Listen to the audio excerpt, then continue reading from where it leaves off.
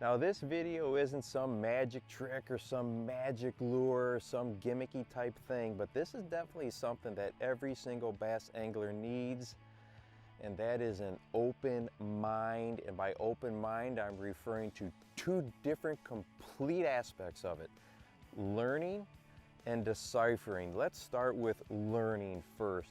But a few years ago, I decided, you know what, there's something I can probably learn from every single angler, whether they are 100% beginner or they've been fishing, bass fishing for 40 years. And if you take that approach that I can learn something from somebody and you're looking for it, you're gonna find it. And I can't even tell you how many little techniques, little tips, little tricks that I've picked up in the last 10 years with that approach, with that mindset.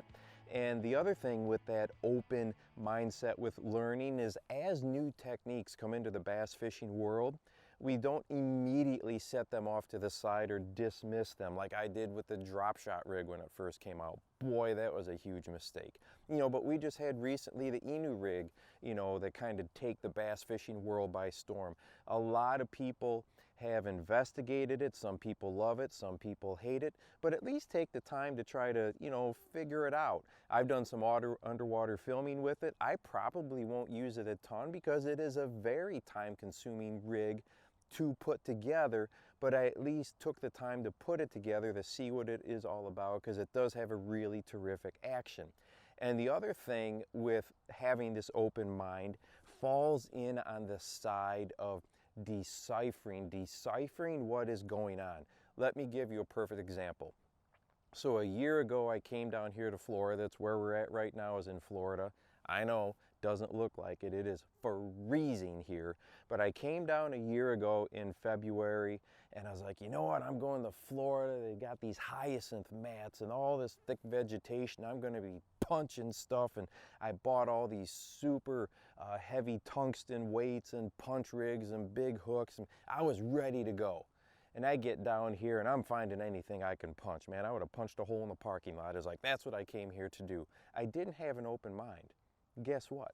On that trip, I caught 0 fish punching, and I caught all my fish on a suspending jerkbait in Florida. When I was getting ready for that trip, never, ever did I think that was going to be the possibility. But finally, I got that preconceived notion out of my head and was more deciphering, reacting to what is in front of me. This all sounds easy, right? It's easy to talk about, but it's tough to put in practice.